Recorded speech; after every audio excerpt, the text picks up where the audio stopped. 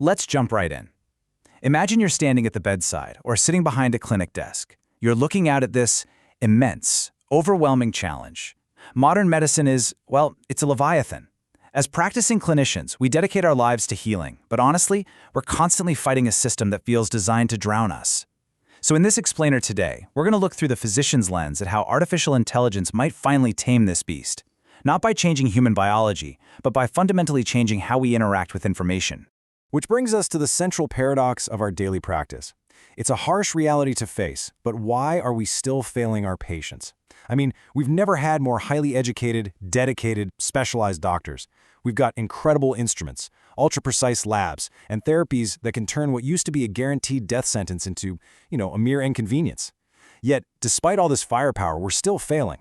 We are losing the battle against time and complexity, and our care simply doesn't arrive in time to make a difference. And this clinical failure, it isn't just some abstract idea. It has a massive, tangible cost.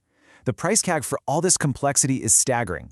We are talking about $4.5 trillion. That's the healthcare bills slapped on America every single year. And the crazy part? Despite all our advanced tools and this astronomical spending, things are actually getting worse. Healthcare is failing on almost any metric you look at, from clinical outcomes right down to the basic patient experience. Let's ground this in a very real life-and-death situation we face constantly in the hospital: sepsis. It's a systemic bloodstream infection, and the way it plays out is just staggering. See, if we clinicians can spot it early, it's incredibly easy to treat. We're talking about maybe 25 cents worth of antibiotics and some IV fluids. But if it goes unrecognized, it spreads like wildfire, causing systemic inflammation, organ failure, and all too often death. We try everything to fight sepsis, but the warning signs get buried in mountains of data, and we miss it because our interventions just don't get there fast enough. So why does this keep happening? Well, it boils down to something called the demon of complexity. People love to say healthcare is complicated, but it's way deeper than that. It is overwhelmingly complex. And here's the cruel irony of our modern medical system.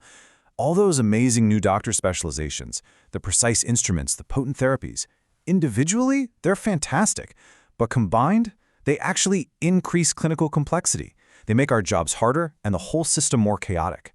It is literally pure torture for a physician trying to navigate all of that just to find the right path for a single patient.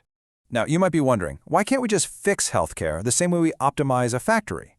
Well, let's contrast the rest of the economy with healthcare. In tech or consumer goods, you rely on standardization. You can churn out millions of identical Apple Watches using simple playbooks to keep costs low and quality high. But in the clinic, we are the product, and there is absolutely no such thing as a standard human. Human biology is wildly unpredictable. Heck, half the time we don't even know our own shoe sizes. Traditional business simplification fails at the bedside because we simply cannot standardize patients.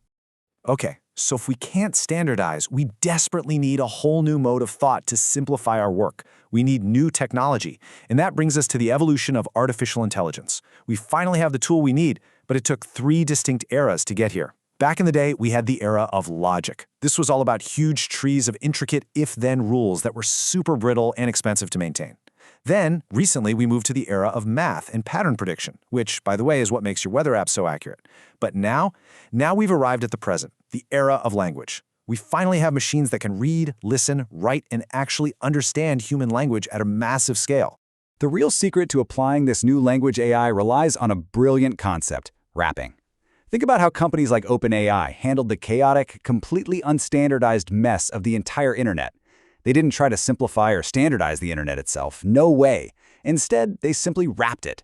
They slapped a clean, accessible, simple text box right over all that complexity. They took a massive can of worms and essentially just built a smooth new can right around it.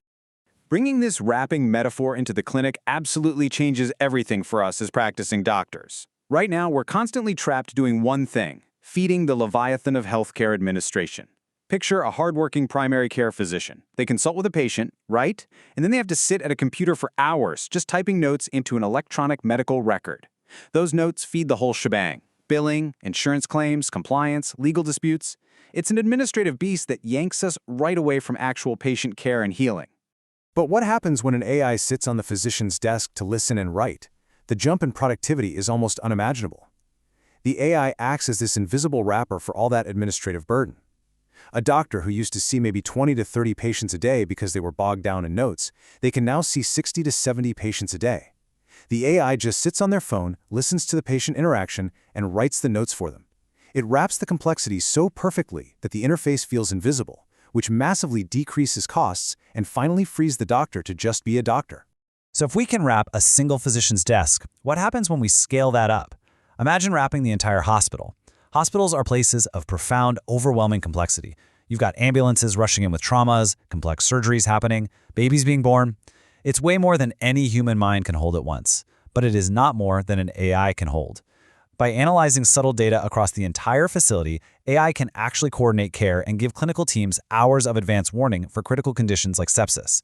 It infers the next best action and shares it with providers in their own language. That is literally saving thousands of lives a year.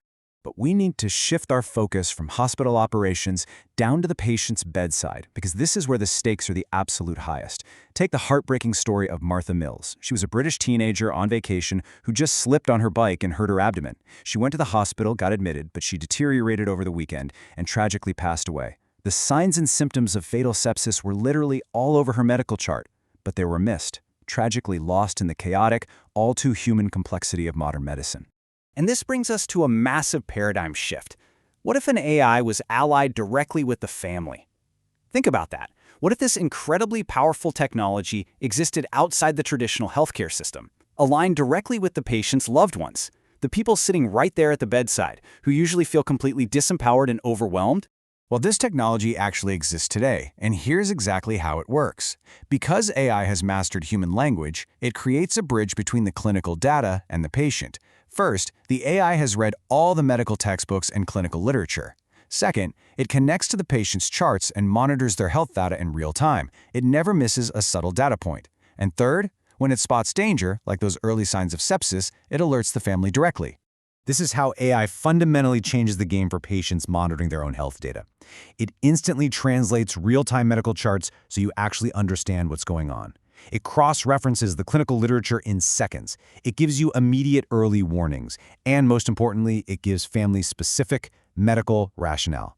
If Martha's family had this tool, the AI could have told them she is critically ill and needs to be in a pediatric ICU right now. And here is exactly why. It transforms families from disempowered bystanders into informed advocates, fully equipped to demand life-saving interventions.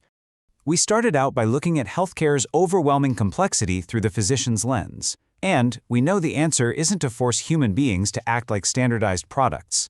No, the answer is to wrap the complexity in AI.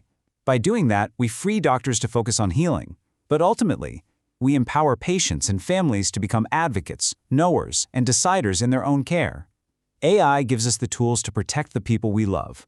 So the next time you or a loved one find yourselves navigating the medical leviathan, ask yourself, how can we use this incredible technology not just to treat, but to empower our own voices at the bedside? Thanks so much for joining me on this explainer. Keep asking questions and keep looking for the clarity hidden right behind the complexity.